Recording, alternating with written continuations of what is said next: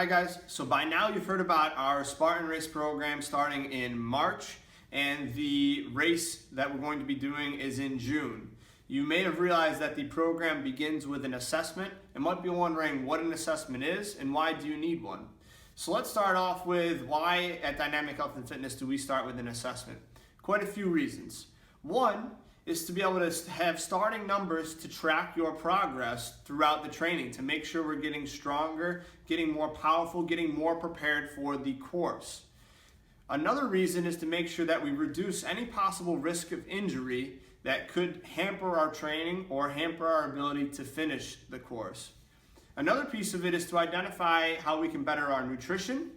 And a last piece is to identify what your goals are so we can make sure that those get accomplished throughout the training and throughout the race. So let's start off with kind of showing you what does the assessment involve, what are the pieces of it.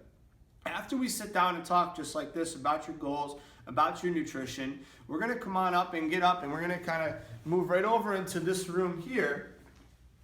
And we're going to go through a full flexibility and stability assessment. So the reason why we do this is because I've seen way too often in the races that I've done, the Tough Mudders and the Spartan races, where people are going up the hill and they're feeling their ankle and they're having to stop because their knees bothering them, or they have all these different issues kind of going on, and it's kind of taking them away from their goal of finishing that course.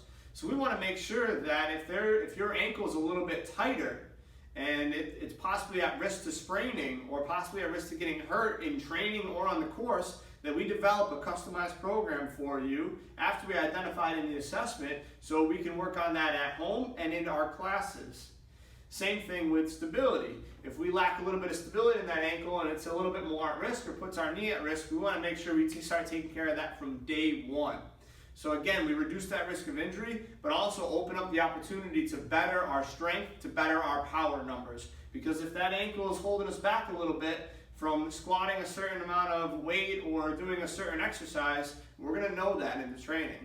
So really, really important to identify any possible challenges or risks that our body may have or imbalances that our body may have and clean those up. But we're also going to find out what your body's really good at too and build on those strengths, which is exciting as well. Then we're going to go ahead into the next part of the assessment, which is in the next room here. And we just take a walk through the studio and we're going to come right around the corner.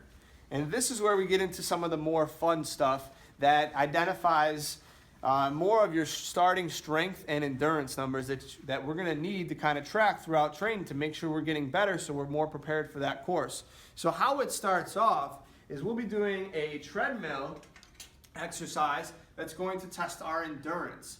The really cool thing is at the same time we're going to have some sensors on you that are going to give us some biofeedback information to see if we're maybe favoring one side of our body when we're running or something that might cause an issue down the road. We want to make sure that we identify that. So again, just like we talked about with the ankle over in the other room, we can make sure to build a program so we can start beginning running more symmetrically, efficiently, and effectively. After we've tested your endurance, we move into strength.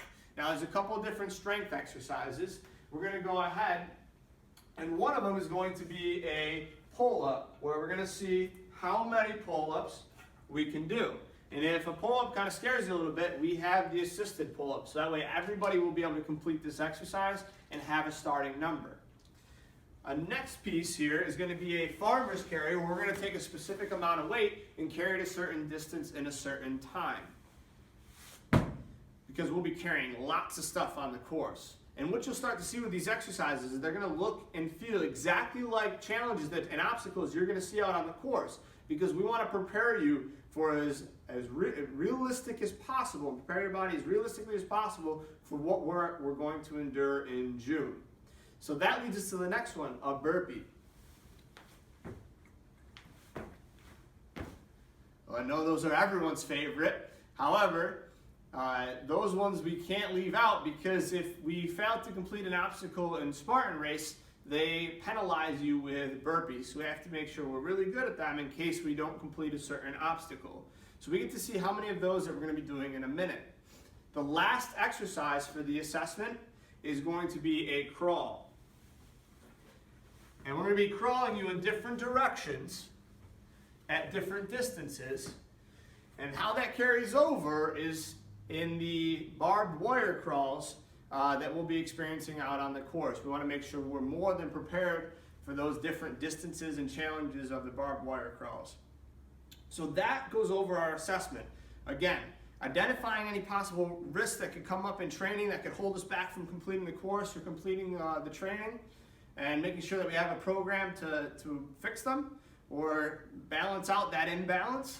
And then secondly, to get some starting numbers so we can retest every few weeks to make sure that we're getting stronger, more powerful, more endurance throughout the training, making sure that it's effective so we can get out there and conquer the course. Hopefully that answers you guys' questions. I look forward to seeing you guys in March.